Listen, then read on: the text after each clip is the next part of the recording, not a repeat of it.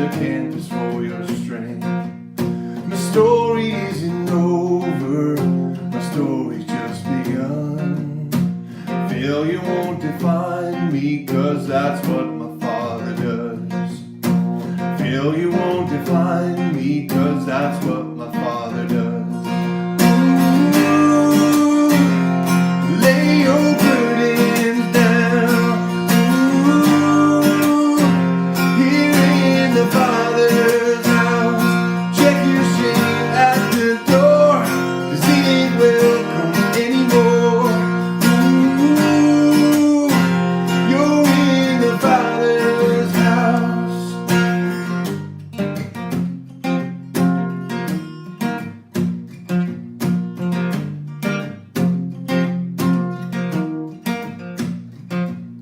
Arrival's not the end game, the journey's where you are. You never wanted perfect, you just want my heart. The story isn't over if the story isn't good. Failure'd never find no when the Father's in the room. Failure's never find no when the Father's in the room. Ooh, lay your burdens down. Ooh, here in the Father's house. Check your shame at the door, it ain't welcome anymore. Ooh, you're in the Father's house.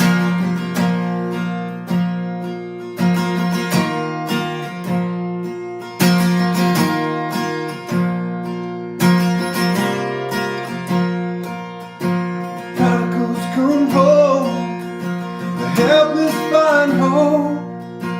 Love is on the move when the Father's in the room. The prison doors swing wide, the dead come to life.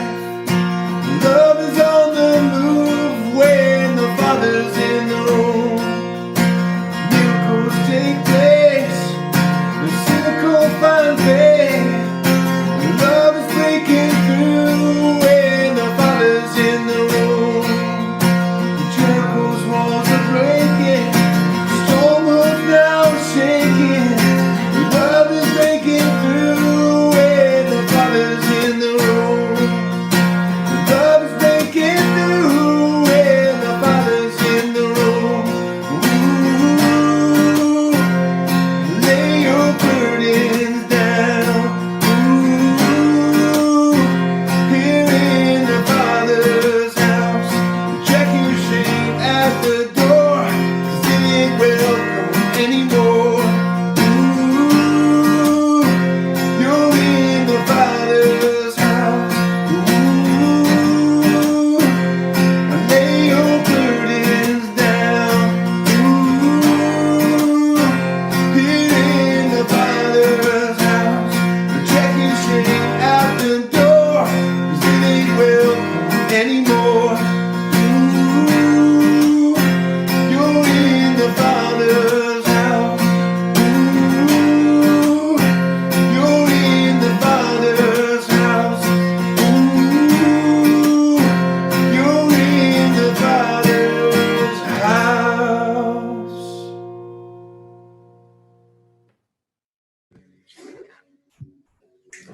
Hi everyone, my name is Amanda Wallace, And my name is Penny, my mom's daughter. and we're here to bring you this morning's announcements.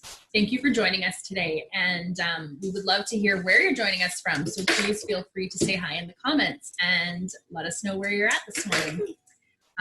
In case you didn't know, we actually have a morning prayer time that happens before our service every Sunday.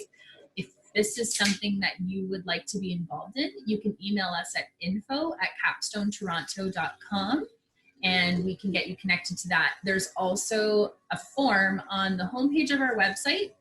It's called the Get Connected form. You can also fill that out as well. That's another way to get connected. So this morning's service is actually, oh, that's very nice, Penny. Lots of circles. This morning's service is actually going to be looking a little bit different. We're actually going to have a panel discussion. Penny. We're going to be having a panel discussion, answering questions about stress during the COVID-19 pandemic, how your mental health might be affected, and the response from God's word. Even when your toddler is drawing on you with pen, it is possible to have the peace of the Holy Spirit flowing through you. Love you all. Bye. Bye.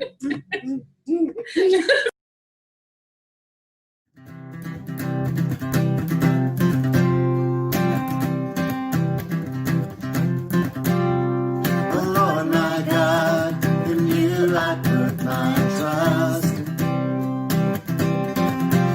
Oh Lord my God, in you I put my hope. Oh Lord my God, in you I put my trust. Oh Lord my God, in you I put my hope. In you I find my peace. In you I find my strength. In you I live and move and breathe. Let everything I say and do be founded by my faith in you. I lift my holy hands and sing, let the praises ring.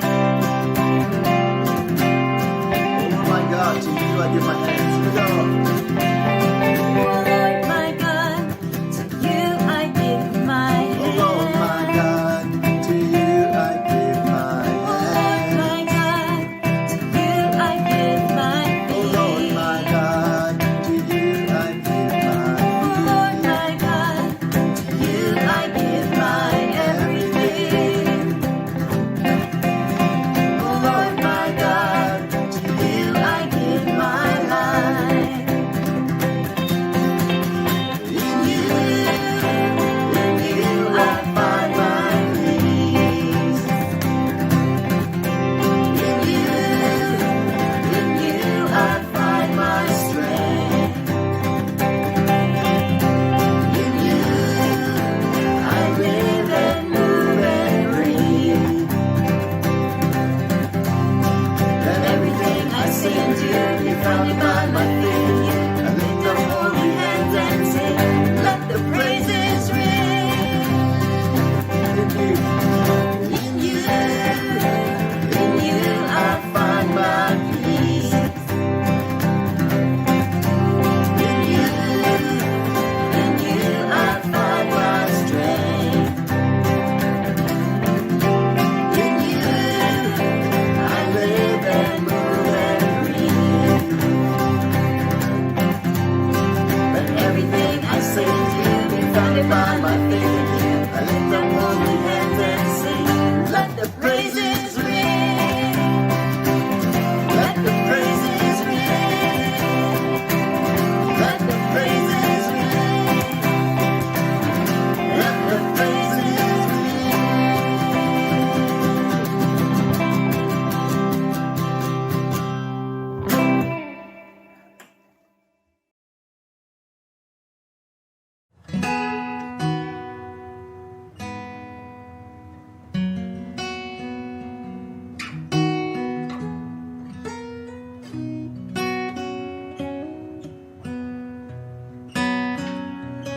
The head that once was crowned with thorns is crowned with glory now.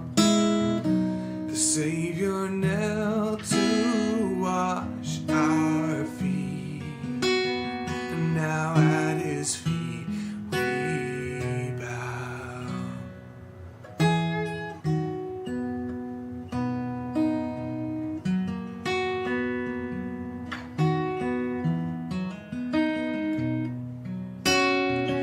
The one who wore our sin and shame, now robed in majesty.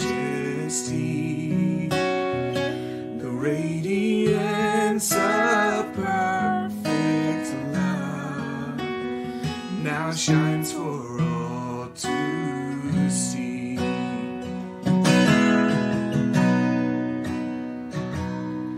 Your name is victory.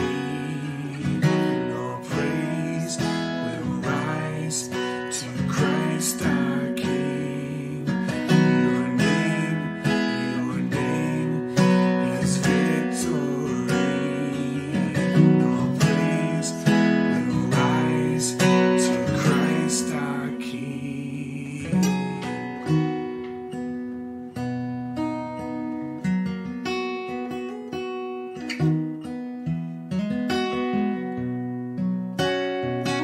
The fear that held us now gives way to Him who is our peace.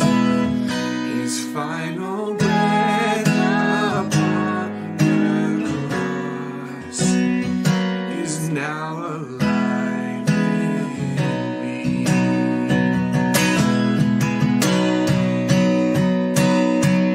Your name is victory, and all praise will rise to Christ our King.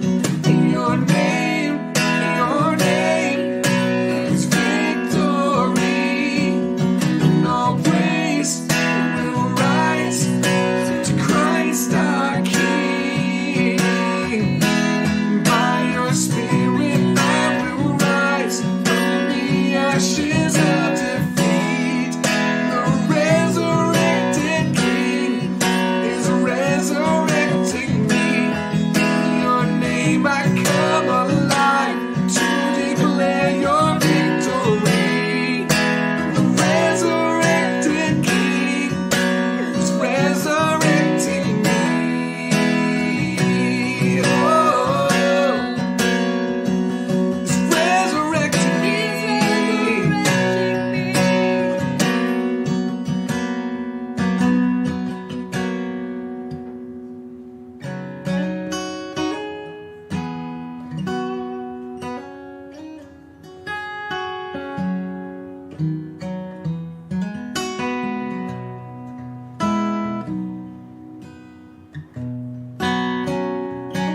The tomb where soldiers watched in vain was borrowed for 3 days. His body there would not remain. Our God is from the grave. Our God is from the grave. Oh, your name is victory, and all praise will rise to Christ our King. Your name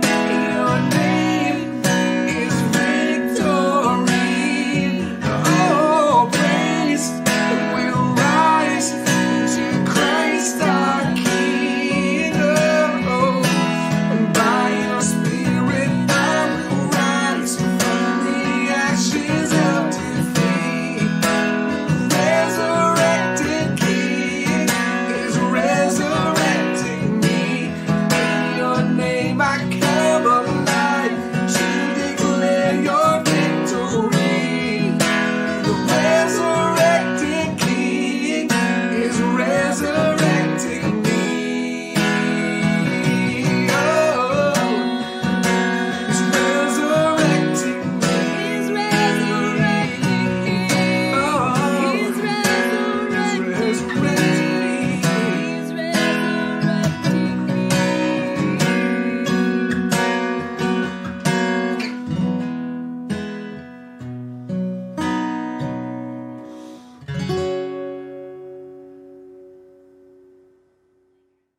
Well, good morning, Capstone. We are so happy to be with you today. As you can see, for kind of the main part of church this morning, we're doing things a little bit differently than we've been doing in the last 2 months or so. I am joined here today with Pastor Rob Cripps, but also with a couple of gentlemen who are psychotherapists in our congregation, Jamie Barber and Andy Lundy. And we thought it was very timely to have a conversation about mental health in this period of time that we're going through right now. We've been talking with, each of us have been talking with our clients and with people in the congregation, and we're hearing a lot of different things about how you're feeling and how you're coping with this time. And so we wanted to talk about some of the main questions that are coming up. And we also want to connect it back to what God's word is telling us about how we can respond to our own mental health concerns and questions, and also how we can respond to those of others during this time. So I'm going to just quickly ask our guests to introduce themselves, just talk a little bit about your practice, who you see, and what your interest in mental health has been. So Andy, maybe I'll just start with you. Okay, thank you, Deirdre. My name is Andy Lundy. I have a general psychotherapy practice called Juniper Tree Counseling and Psychotherapy Services in Newmarket, Ontario. I see individuals, I see couples, I see families. We try to be as specific as possible in the work that we do, but we're also a bit of a catch-all for general mental health concerns that people are having in the community. So that's what I do. Jamie? Yeah, and I'm Jamie Barber. I have a private practice based in Toronto called James Barber Counseling Services. I've been practicing as a psychotherapist since about 2006. A good chunk of that time has been, or was, with a community mental health and addictions agency in York Region. And now I've just recently, within the last year, transitioned to private practice full time. So of course, right now my practice is 100% online, as are many others, probably most other in private practice. And my practice really is geared towards working with individuals around similar to Andy, a general kind of slate of different issues that are coming up for them. I work with individuals, but I also work quite a bit with couples in distress. So couples therapy has been something that I've been long-standing interested in, and so when I launched my private practice, I wanted to really make a niche for myself in working with couples. Great. Rob, can you tell us just a little bit about where some of your interests and your experiences lie with individuals with mental health? Yeah, so in addition to pastoring for now over 20 years and the last 12 and a half here at Capstone, I also have a private practice, Pathway Conciliation, where I mediate and do conciliations with churches in conflict, families in conflict, and really around the whole area of conflict. And so a lot of my experience both in pastoring and in conciliation is kind of that first responder, that first phone call where someone is struggling or working through things. And so I feel like I'm in a part of partnership with what Jamie and Andy do in so many ways, where I can maybe take some of those initial calls, but then be able to walk alongside those that are struggling while they're getting the professional help that they need outside of the church. So the church offering that community aspect, but also trying to support those that are trained professionally, such as Andy and Jamie. So that's kind of been my experience, and certainly seeing an increase in those types of conversations in the last couple of months. Mm-hmm. Mm-hmm.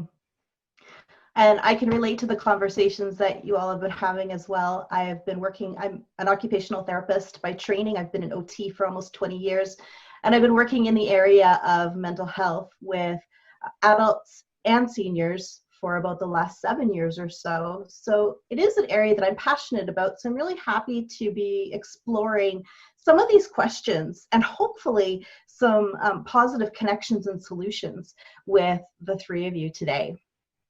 So I'm hoping you guys are okay with just jumping into a conversation. I'm going to pepper you with some questions. Any one of you can jump in as you feel led, and we'll just see where our discussion goes today.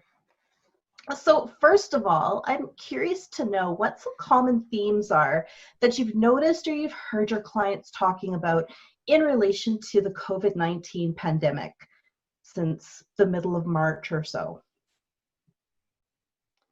Yeah, I mean, I can jump in first, I guess, and we'll be constantly, going back and forth with the jump ins, I'm sure. But for me, one of the big things I'm seeing, or kind of conceptualizing this, is in a lot of ways the current situation is like giving whatever pre-existing issues or concerns that people have been struggling with or wrestling with, it's like giving it a giant loudspeaker, a giant megaphone. A lot of the people that I've worked with are struggling with some form of depression or anxiety, and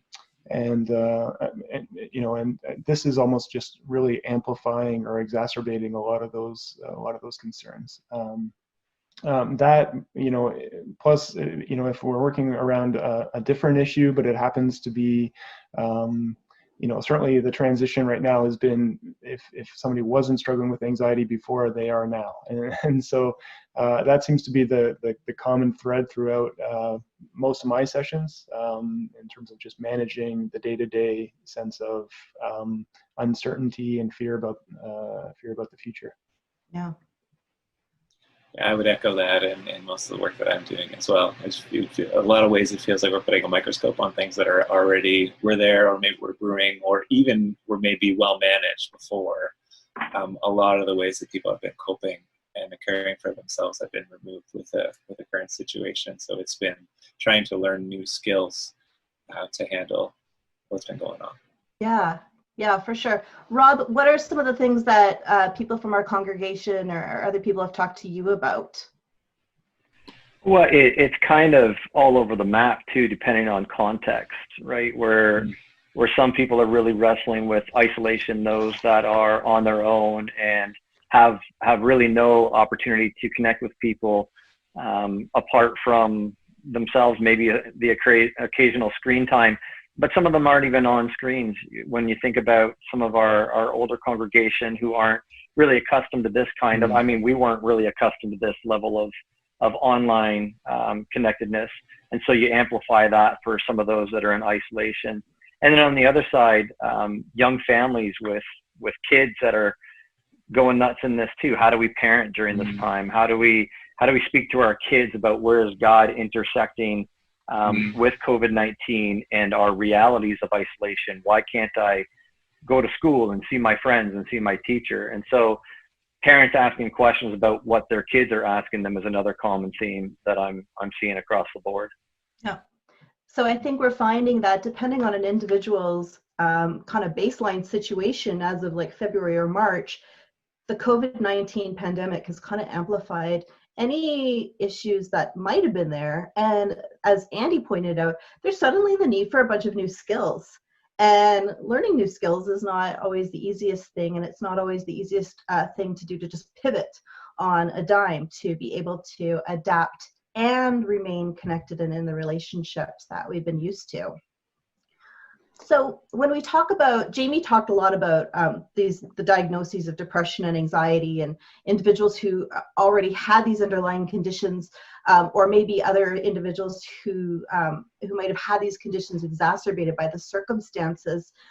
I'm wondering, when you talk about depression and anxiety, for the people who are listening, what are some of the predominant feelings or emotions that we can identify that come out of depression or anxiety that are intensifying in response to pandemic life? I think that, what we're experiencing or what we're seeing kind of widespread right now is the sense of disconnect, right? So it's a sense of emptiness, sometimes numbing.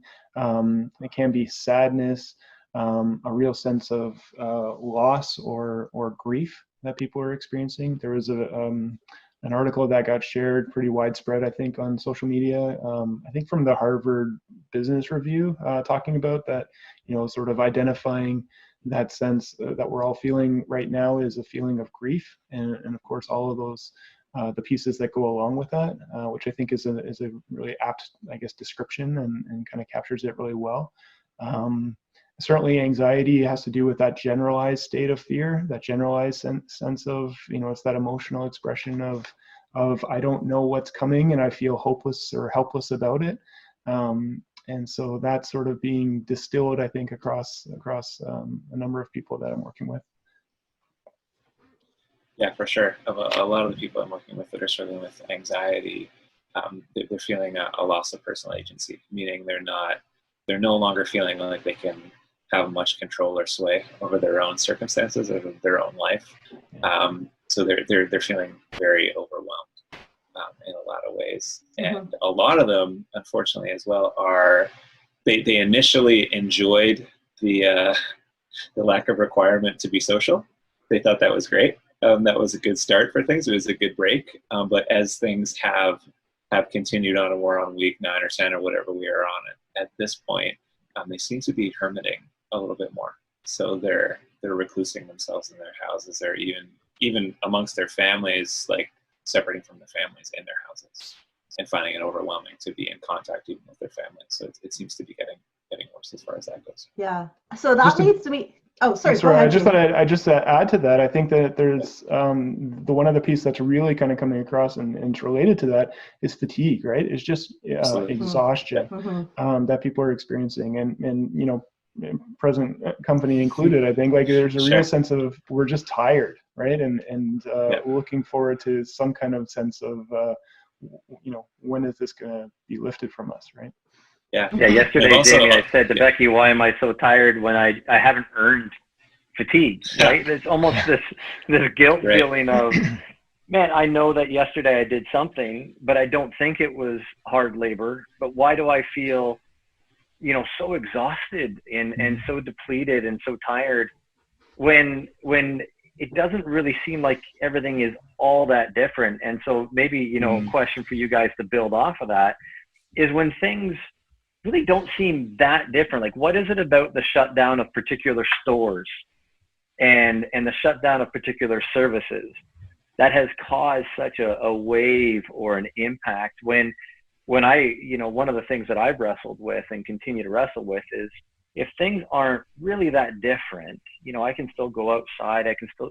Why do I feel so different? And why do I feel so tired? And like I just did a day of construction the day before instead of a day of Netflix. Like, what is it that's going on with that fatigue and those mixed emotions when things kind of shouldn't feel that different? Or I don't know. What do you guys think? I think there's a number of things that go into that. Part of it is a lot of us have like basically no structure anymore. We're I don't know, I hate to say it, my family's basically like nocturnal at this point. Like, not completely, but we're staying up way later than we would have. Normally we're getting up way later, and it's shifting according to the responsibilities that we have. There's also, even if going to the store, the grocery store, let's say, you're probably going to have to wait in a big line up outside the store, and that's going to take longer to get into the store. And then you have to endure the people in the store, which maybe is, sometimes it's going to be a little hit or miss. And just everything is more of a mission than it was in the past. And for a lot of people, it's way more draining to consider going to the grocery store than it would have been in the past because of all of those things. I think if we are able to get back on a structure, that is really, really helpful. There's a lot of freedom and structure for most of us. And if we are back to something that's structural in our lives as far as like schedule and all of that, it's really helpful. Also, and I'll wrap after this one. There's definitely a certain energy exchange that we get from face-to-face contact with people. And the more that we're out in public and the more we're seeing our friends, we're able to get that energy back and forth that we can feed off each other. When it's only with our families, that's good, that's beneficial. For those of us that have families, that's great. For those of us that are really on our own or only like together with like one person in this quarantine kind of situation, it's really, really, really draining if we don't get that interpersonal energy return that we normally would have gotten from social situations. Yeah, one of the things I've been talking about, or a couple of things actually, there is that, you know, in the move from all social interaction has been, you know, moved online to outside of our family, our immediate family, people that you live with. So one thing that's just even a very small example is that, you know, there's no eye contact on a Zoom chat. So either I'm looking at the little corners, you know, the windows on my screen, or I'm looking at the webcam. But either way, I'm not looking you in the eye. Right. And so it's just strange little moments like that that make you realize, oh, wow, it's the same, but it's different. And that goes a long way sometimes in terms of how it feels to us. The other thing that I think about, I've been talking a little bit about with my clients, is the sense of how we're normally designed to experience and process stress in our lives. Right. And so, you know, we're all built and wired and created to have this kind of natural response, a physical response that happens when we experience stress in our lives, and it's designed to get us to act in some way. So when we experience something that our brain perceives as a danger or a threat or a stressor, you know, we have a natural system in place to create what's called the stress cycle, right? And so we move into sort of fight, flight, or freeze, and because it's designed to, like, what are we going to do to self-protect in that moment? How do I ward off or protect myself against whatever this danger is? But once the danger is passed, our system naturally comes to a sort of like a resolution, like it gets back to that natural or normal state of being.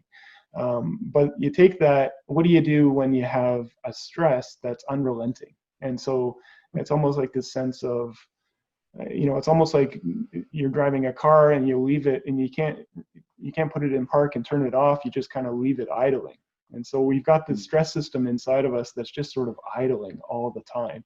And I think that is where a lot of the exhaustion comes from. It's that sense of like, we're constantly sort of going and feeling and trying to kind of get to this natural end state when the stress is relieved, but we can't quite get there. And so we're kind of in this place of constant activation.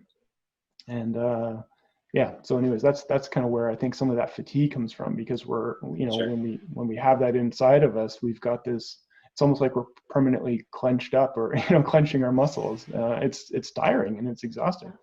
So in response to, you know, some of this additional stress and fatigue that we're experiencing, what are some of the maladaptive coping strategies that we're seeing that we should really be aware of that could be risk factors down the road?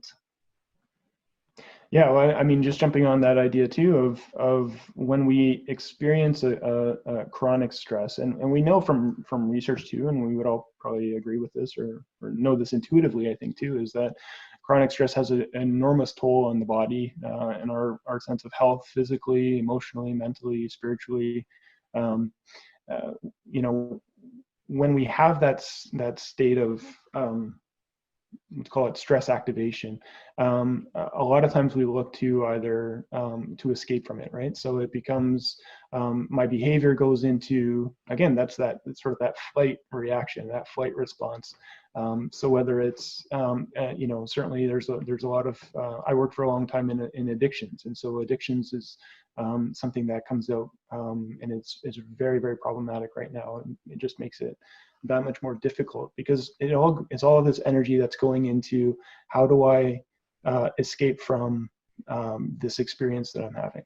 How can I kind of take my attention away, even just for a moment, because they think, you know, we think that it's a relief, but it's not an enduring relief. It's just a temporary relief, and then we've got often other problems that go along with that. So whether it's drugs or alcohol or online compulsions, I mean, there's no limit to what you can become struggling with in terms of wanting to escape or avoid your experiences. Yeah, even things that are deemed healthy, like exercise, for example. There's a lot of people that are either not exercising at all anymore because they can't go to the gym, or they're way over exercising. So there's a few people that I'm working with right now that are like pushing through injury that they probably shouldn't. So there's a couple of runners I'm working with that running has been their thing that helps them cope, and now they're running more, but they're running further, and they have soft tissue damage as a result, but they're not stopping on it. So there's a lot of things even that theoretically are healthy, quote unquote, have turned a little darker than they would otherwise. Also, our expectations from the people that we are quarantined with usually they have shifted completely. Meaning everybody's in a state of stress, like Jamie's done a really good job highlighting, and the expectations haven't adjusted accordingly. Like they're ramping up, if anything, and because we're all stressed, none of us are really able to give what we would have previously, but the expectations are going up despite that, which is making, especially for couple relationships, there's a lot of challenges that are coming out of that type of thing as well. Yeah, I think that's great because it gives this idea, and maybe we should preface this whole thing by saying this is a completely abnormal situation. So the idea that we would respond to it through normal channels, or when our typical self-care routine, whatever we do to try to kind of take care of ourselves anyways, this isn't just a new normal, right? It's not business as usual. This is something that we haven't experienced before. Most of us haven't experienced anything like this in our lifetime, right? And it's global. So there's a real sense of like, whoa, this is bigger than what I'm typically. So we have to kind of, in a way, like Andy is saying, go back to the drawing board a little bit and figure out do I have agency over right now? And do I have control over right now? And how do I focus on those things when so much of the temptation is to just be like, have it wash over me like a wave of fear, right? And so how do I refocus myself within that, and find rest and find solace and find solitude? Those are difficult things. Mm-hmm. So I think our discussion will hopefully turn to some of those things towards the end of our conversation today. So I'm wondering, which of those feelings and behaviors, even given the fact that we've never been through this before, what would be considered normal responses to stress? And then how will we know if there's actually cause for concern or some kind of a need for additional intervention? Andy, I'll let you jump in there. Sorry, Deirdre, can you expand on the question a little bit more? I'm slow, maybe I'm just not getting it. So we know this is, we're all in a normal, heightened baseline of stress at this point, which is a normal response. Jamie described our fight, flight, fright response to, an actual perceived threat. And we are certainly in we're in an era where there is a threat. And so it's normal for us to be experiencing, probably persistent stress at this point. Yeah. When do you think, Andy, there's really actually cause for concern where professional intervention or additional resources or supports really need to come into place to bolster an individual or a marriage or a family or a congregation even? Right. What do you think? Well, thank you for the help understanding there. That was good. One of the major things that I've noticed is that people seem to be much more reactionary, meaning there's things occurring in their lives that are feeling more like reflexes than choice a lot of times. And usually that is an indicator that things are coming from more of a fight or flight kind of a place than they are like a well thought out, rational, logical decision-making process. So once people are in a state where they are reacting to situations negatively and that's feeling kind of out of control, and they try for a while to curb that and they're not getting any headway as far as that goes, then it's probably definitely time to seek out some help to try and get a better handle on that. Now some would say maybe that's a little too far gone at that point. We should do something before that, but that's definitely an indicator when it feels more reflex than choice. and you're just reacting and doing things that normally you would not, and you can't seem to get back on top of that, then that would be the time to definitely reach out. Yeah. Can any of you guys think of maybe a specific example that might resonate with somebody about, you know, what would be normal Sure. and what would be cause for concern? I have one I was talking about earlier today. It is with in family context and a mom that is trying to help her kids with schoolwork. That normally that goes, you know, hit or miss, but usually pretty all right. And it's just like a complete disaster the last couple of weeks. Like her frustration tolerance with the situation is pretty much done. And she's having a really hard time explaining things to her kids with the schoolwork. So that is one example where she is reacting and she knows she's reacting abnormally to it, but can't quite seem to get herself back to even, where she can have the normal patience and everything else needed to do that type of a task. I was thinking too that one of the things for me it's really important is because I like to put things through the lens of relationships too, right? And so a big indicator I think that we can have in terms of when do we need some outside assistance is when we feel like we are not able to access or to connect with the relationships that are closest with us in our lives. So if there's a feeling of disconnect, if there's a feeling of real isolation, regardless of how many people are in your home, you know, in the moment, because we know that there's a huge difference between being alone and being lonely, right? And so this sense of when we feel just this sense of disconnection, and it's to the point where it's like, because it's kind of a myth that we can do it all our own, right? We you know, especially in this part of the world, I think we have this sort of a myth that says that you know, self-care is an individual pursuit and it's really just for you and about you, and but our relationships are so central to who we are. We're you know, we're created to be relational community beings. And so if we find ourselves not in a community with one person or with more than one person, that's also a good sense or a good indicator that we need to kind of look outside of what our current, you know, approach is. And so you can't exercise your way out of a lack of connection with people, right? So so that could be a good indicator too that it might be time to reach out for professional assistance. Mm-hmm. What are something I know that Andy, in a previous conversation we talked about were these changes to people's sense of personal self-image or sense of identity that's been cut off by you know, by the pandemic circumstances, like, you know, like kids, you know, or older people being able to participate in sports. For example, you know, we had kids who were on a track for, you know, hockey or soccer or baseball or jiu-jitsu or, you know, whatever else. Yeah. When our sense of identity is wrapped up in some of those things, you know, what are resources or supports that are available for those kind of people? So hyper-optimistic therapists would maybe say that this is an opportunity for us to rediscover some other things about ourselves and have a more robust sense of identity as a result. Yeah, maybe that will come out of it, but the rubber meets the road application right now is a little more challenging. So yes, trying to be able to engage in a lot of the things that we normally have, like team sports especially, is a great example.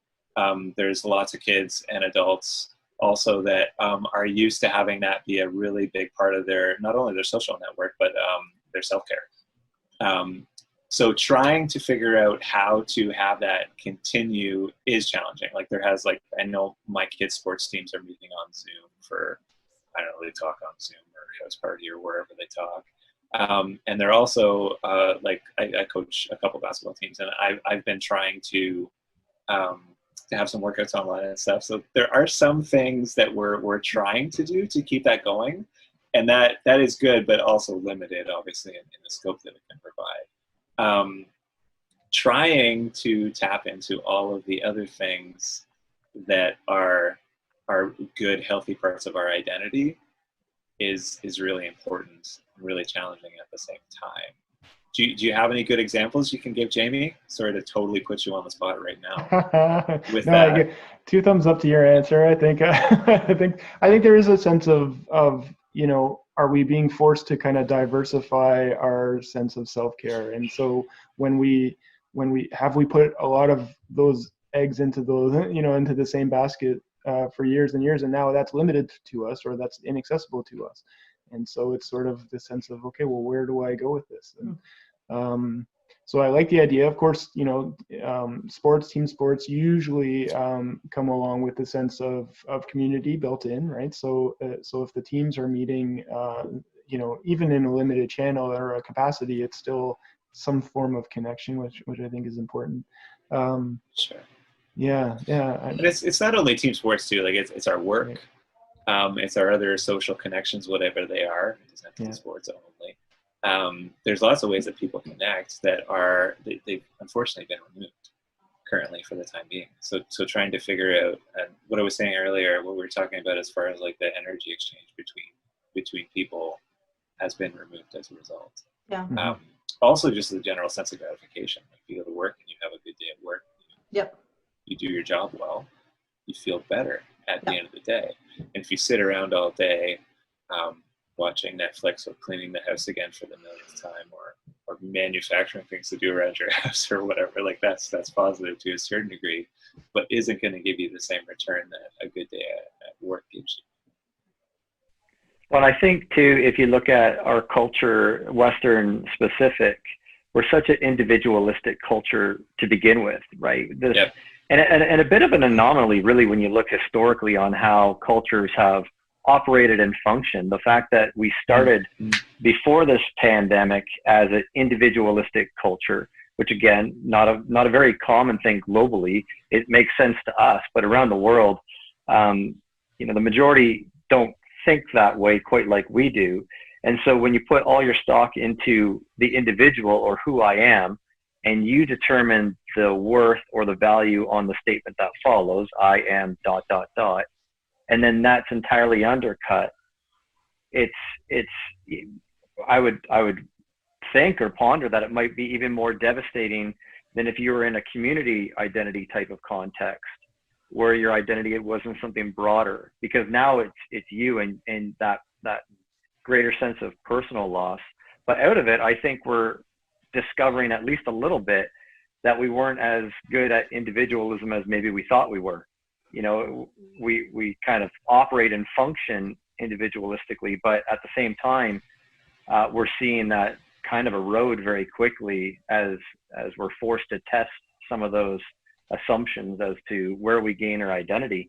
And of course, for me as a theologian, as a pastor, I have strong opinions on identity and the Imago Dei and how God influences us as creative beings to find value in something that pandemics can't undercut, that lack of income can't undercut, that health itself can't undercut.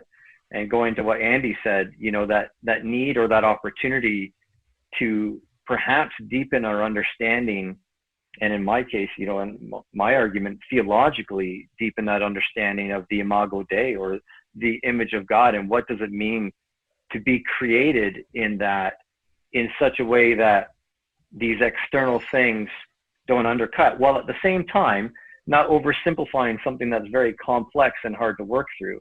I don't think theology that oversimplifies helps us. Hey, don't worry about it. You're created in the image of God. You're good to go. You should feel good. Yet here we are, created in the image of God, not feeling good. But to at least explore that more robust definition of that Imago Dei and the identity that can exist in pandemic, that can exist in loss of income or loss of health. I think, for the church, this is an opportunity for us to step up in some ways and rediscover, even in church culture, a return to a community that is founded in that image of God, rather than focused on the elites of church, the worship leader that's better than anyone else, the pastor that's better than, and pointed to individuals, to come back to who are we as a community within that context of representing God's image. So I think I agree with Andy. It's an opportunity to explore a more robust definition of who we are and purpose. You know, that sense of purpose, which I think when you talk about grieving, what is it that we grieve? Well, if we've lost identity, we've lost purpose. If we've lost purpose, why wake up at 7:30? Why not wake up at 1 p.m.? You know, why go to bed on time? Why eat healthy? And that deconstruction of purpose is connected to our identity. So we've actually talked a lot about themes that are spoken of in God's word, Rob. As you know, we've brought up ideas like, uncertainty, worry, lack of control, our image and identity. What are some of the key messages that, you can talk about today, that really speak to, how God sees us, how God sees us in a pandemic, and what his will for us is in living through this? I'll kick us off, because I'd love to hear Jamie and Andy's perspective on this, and this maybe give them a bit of time to think about it. But the Bible is, I wouldn't say entirely absent of the why. There are some explanations as to the why, but if you read the Psalms, how many Psalms start with why? This question of needing to know and the absence of an answer. The book of Job is one that I really love and spent a lot of time in the book of Job. And it always makes me nervous when someone said, I was really struggling with suffering. And so someone said, go read the book of Job. And I always ask, well, how'd that work out for you? And ultimately, I don't know if the book of Job is about suffering, although it's in the context of suffering. Because at the end of it, God gives this great definitive answer on who he is, and never really answers Job's question as to why am I suffering? Is it because of sin? Is it not because of sin? I've got people saying it's because of sin. I got people saying it's not because of sin. And so there's this absence of the why that I think we see as a theological theme and a direction to the who, right? So we might not get the why, but we get the who. So Job didn't get the why, but he got the who. And when we're focused on the why, it almost drives us deeper into that place of grief, sadness, the absence of the answer. So theologically speaking, we want to point people to the who. And when we oversimplify people's situations by trying to give them the why or answering, which I'm not a big fan of, when people come out and say, I'll tell you why this pandemic is happening. It's because America didn't follow God. Well, I'm always a little cautious, because prophets got stoned when they were wrong. So I'd really want to make sure God gave me that message. But to focus more on the who than on the why, theologically offers me hope, because I don't know that in this life I get the why, and I don't know that trying to find the why is even going to help me stabilize how I feel. So I don't know, Jamie and Andy, like, do you find in your practice and speaking with people that why piece is a common theme, or what is it that people are looking for when they start to ask those kinds of questions? And I do think that in general, people like answers to questions, and they want Yes. to solve the mystery. They want to have the puzzle piece fit nicely into place, right? And so the mysteries that we're sometimes left with can be a struggle for people. And Rob, I think probably is similar to you. I think that there's a lot in Scripture that is more about the question than about the answer, and there's a lot that we're left pondering. For me, one of the things that I like to hear, and even relating it to COVID and the response right now, is people are kind of oscillating back and forth between articles about here's 15 things you can do in quarantine. Here's a link to learn a new language and do all this kind of stuff. So it's all about what you can do right now to be better at coping. And then they go from those articles to articles that are about relief and about rest, and it's okay to fall apart, and this isn't normal, and so it's about relieving ourselves from the sense of just that this is an impossible situation. We can't work full-time and be full-time teachers and be full-time, it's just it's too much for us. So it's it's gone from the point of being just a load that we bear to a burden that we bear. It's too heavy for us alone. And so for me, one of the things I always kind of look back in scripture is in the New Testament, Jesus talks about, this idea. He says, be perfect, for the Lord your God is perfect. And in the Old Testament, it's expressed as, be holy, for I, the Lord God, am holy.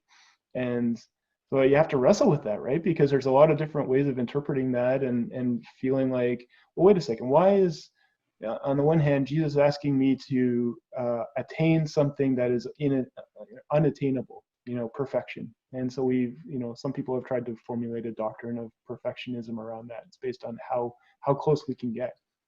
But I think it's in the striving for, not the attaining. And it's about when we are knowing that going into this week, I'm going to fail 1,000,000 times in terms of taking care of myself. It's not about my perfection. It's about who I've yoked my sense of perfection to, who am I yoked to, right? So if I'm going to be somebody who is completely imperfect a lot of the time and never good enough at doing all of the things that seem to be required of us, then I need to, I can go one of two directions. One, I can try to cover that up and pretend like I'm doing okay and pretend that I've got it well managed. And so we go with kind of the shame route, which is to kind of cover up and deceive and kind of put it in the, off, out of the limelight. Or I could go the route of perfection, which is the route of relying on who actually is perfection and who actually was perfect. And so it's the path of Jesus, right? And so if my perfection is based on following somebody who actually is perfect, then that gives me that sense of where I can go in direction that I can be content with. Does that make sense? Yeah, well said. Yeah, for sure. I think there's lots of dark jokes in psychology. I think that's mostly what they are. But one of them that I hear a lot is like, if you want to have an anxiety disorder, like do your best to answer unanswerable questions, because you won't, like you can't. And the more you chip away at it, the more futile it becomes. Like you're not going to get to a place where you have answers for everything. And if that's the end result, the expectation that you have, you're not going to make it. You're not going to get there. So trying to get to a place in your life where you're content with not knowing everything, not being able to answer all these questions. But for those of us that have a faith background as well, understanding that there is someone that we can turn to that has all that stuff sorted already, and we don't need to do all the hard work of trying to sort that ourselves, theoretically is what we should do. Now, again, with the practical application, that's like a hard thing to do and a hard place to get to for all of us. But trying to get there is what we should be doing, especially in a time like this, where there's a whole bunch of things that are completely out of control, even more so than normal. I often joke with my clients about, like, we better not think about all the different ways that we can be killed later today, because there's lots of ways. And if we fixate on that kind of thinking, then we get to be agoraphobic or something, like we get to be trapped in our houses and whatever else and feel like a complete lack of agency. So trying to make sure we're doing what we can and working as hard as we can at what we can, but also doing our best to accept that that's enough. And it's working as hard as we can on our faith alongside that. Yeah, do the best you can. It's literally the most you can do. Yeah, literally. That's it. Can't do any more. Yeah. Somebody said, we're not working from home, we're at home trying to work. Yep. And actually take a lot of comfort in that every single day.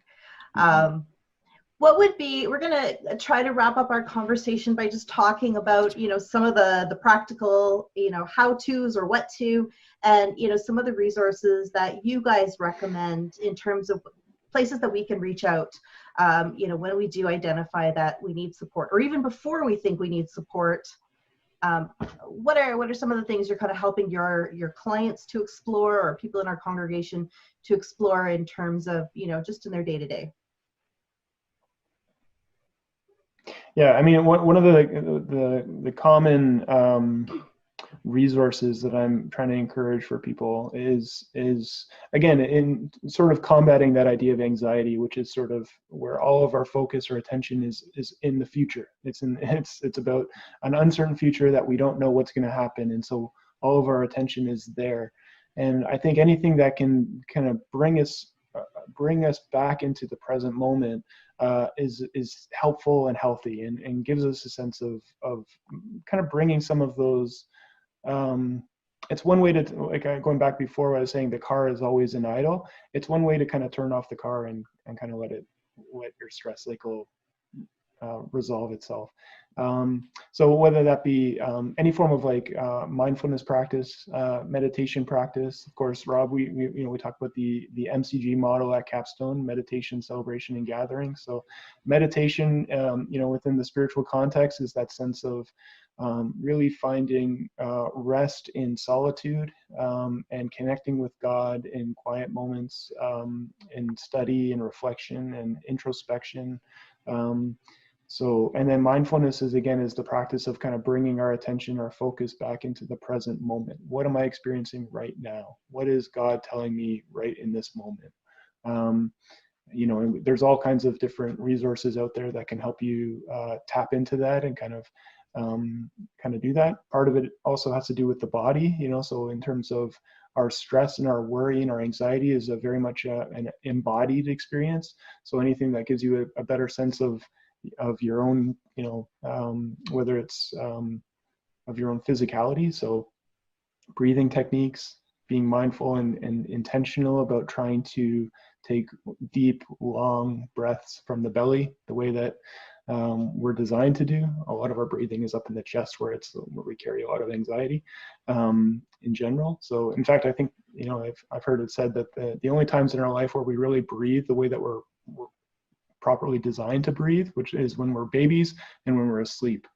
And so how do I take that kind of as a challenge to say, what does it mean to kind of breathe properly? So one of the simple techniques that I do with people is I teach them box breathing. I don't know, Andy, you could probably identify with this. Box breathing is very simple. 4 or 5 seconds inhale, 4 or 5 seconds hold it, 4 or 5 seconds exhale, 4 or 5 seconds hold it, and then do that a number of different times. Do it for a couple minutes a day and see how you feel after. I wonder how many people are in their living rooms right now just breathing in and I'm doing it now. yeah, I did it by accident. Yeah. Talking and It feels different, right? It's kind of amazing. It's a great feeling. It releases that cortisol, that stress hormone, and it really allows your brain to function a lot better and a lot clearer. Yeah. How about you, Andy? Aside from the things that Jamie has touched on, anything else that are kind of your go-to? Yeah, I've been working on the 6 self-care things that I do with people. This is by no means like some kind of magic cure-all list, but it's, if you do these things, you're generally going to be more ready for battle, so to speak. So if you eat properly, if you feed yourself regularly and not, only the shop on the outside of the grocery store, like where the fruits and vegetables and everything are, and not so much on the inside. So eat fairly well as you can anyway. Get enough sleep. So have some kind of structure as far as that goes.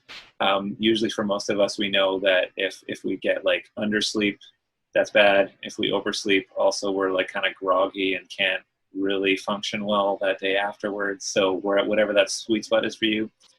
Trying to get some exercise. That doesn't mean like CrossFit level, whatever. Sorry to any CrossFitters. I'm not trying to disparage it. But anyways, appropriate level exercise. Going to get some movement. Even that's going for a walk or whatever, that's good. Having some kind of creative outlet is important. And again, that doesn't have to be like capital C creative, like paint a still life of a fruit bowl or whatever, but like some kind of creative something that you're having in your life. Being appropriately social. So not life of the party, not a hermit, wherever you fit on that spectrum, where it's feeding you, but you're not feeling drained from it. As much as we can, given that it's COVID and we're all supposed to not be as outgoing as we normally were. And then the last one, of course, is to work on your spiritual disciplines. So to be doing the things that is going to be connecting you with your faith as well as you can. So for some people, that's going to be lots of time in scripture, lots of time in prayer, just whatever you know is going to work as good as it can for you. I know for me, music's a big part of that, so making sure that I'm doing that as much as possible. So just making sure that we're doing whatever we know in our own spiritual discipline is going to be really helpful for us. So those are the main things that I'm trying to do with people to really help firm ourselves up for this unprecedented times. Yeah, and I've noticed that the church, and this is my own observation. So when I say my own observation, it means it's debatable. But there's a trend in church to separate like the world of psychology from faith, or the body from the soul or the spirit, which is actually a form of New Testament Gnosticism. And so, like, when we look at ideas of breathing, people get nervous, like, oh no, Jamie's talking about Eastern mysticism, or something. You know, we're now, and I'm not trying to even be comical. We're now drifting into the occult. We were made as holistic creatures, and that means how we eat, how we sleep, how we exercise, how we breathe. It impacts our health across the board. What kind of spiritual practices and reflections we engage in is going to impact our mental health. And it's not like you can pick one out and say, okay, let's talk about spirituality. Let's talk about the physical. Let's talk about the emotional, or whatever it might be. God made us as a packaged being. And so when I look at what Jamie and Andy are sharing, there are theological concepts around every one of those things that they've shared. You know, when I look at Psalm 1, which is the thesis to the Psalms, blessed is the one who meditates on the law of the Lord day and night. They're like a tree well planted, able to produce fruit in season, which means you're going to need to sustain some of those desert times. But if you're planted by the right things and meditating on the right things, when you get to those desert times, it's not even that you need to produce fruit. It's that you need to wait for the season for when you're going to be. And in order to do that, you need still to be sustained in that season. So, you know, to echo what Jamie says, that meditate on the law of the Lord day and night would be one that I would implement. Two, I really believe that the church is here in this season. It's not that we've ceased to exist. And one of the greatest things, and we don't want to just remove spirituality, but at the same time, there's such human quality that God has given us for us to gather and be together. And I know for myself, even on those Sunday mornings like this morning, where we get to gather together, even though we're not in the same space, it is so helpful and encouraging to see names pop up, to see comments pop up of people that I love and hold dearly. So that sense of community is really an Acts 2 kind of, hey, we're not meeting in each other's homes like traditionally we would do, but we're meeting in each other's homes. The third thing is, I would say, get into Acts or Ephesians 6, which is that preparation stage, that armor of God, where we are actually having to stop and cognitively think about what do we need to do to be prepared, which Acts 6 is, or I keep saying Acts 6, Ephesians 6 is such a wonderful passage for all. I wouldn't call it a checklist, but it's a way to observe where are we today and what are the needs as we prepare ourselves. And then the last thing that I would say, Deirdre, is we have hope. Hope is so powerfully profound, and the amount of studies that have been done on people around the topic of hope, and because we're closing, I don't have time to unpack this, but those that have survived tragedies, who have had a faith system. Now, of course, I promote Christianity as the faith system. I wouldn't be here if I didn't. But those who have had a faith system or a belief system in something beyond themselves and have managed to come out of traumatic experiences, as opposed to those who didn't have that hope. And so hope is a very powerful and profound word. And so we have a lot of questions that aren't answered, but we have some that are. And the hope that we have is found in Christ, in the forgiveness that we've received, but also the certainty that he has not left us alone, that when he left, he gave us his Spirit and a promise. And the promise is where I'll rest my case. which is in that great reunion that will take place, both with those that we've lost, that we've loved, but also with Christ himself as we see the return, or that second advent. And when Christ reconciled the world, it says that he reconciled all things to himself. It is a creative reconciliation, not just for people here and there. It's a restoration of all things. And so the hope that we have in that restoration of all things is hopefully like that tree planted by springs or by the river, that are going to sustain us in hard times like this. Amen. Thank you so much, Rob. Jamie, Andy, we just really appreciate you coming here with us this morning and capturing some of your thoughts and some of your professional expertise in the area of mental health and as it's related to pandemic life right now. So just thank you so much for your time. Just want to say to the congregation that we do love you all and really want to maintain connection with you. If you're feeling in need of support and you need some ideas for resources to reach out to, you can certainly contact the church at info@capstonetoronto.com and just ask the question, where can I reach out for some additional help? And one of us is going to be able to point you in the right direction, because we definitely want to see everybody hopeful and healthy in this time, and maintaining our connections for when we meet again in person. So thank you guys so much. You're welcome. Absolutely. Thank you. Yeah, thank you, everyone.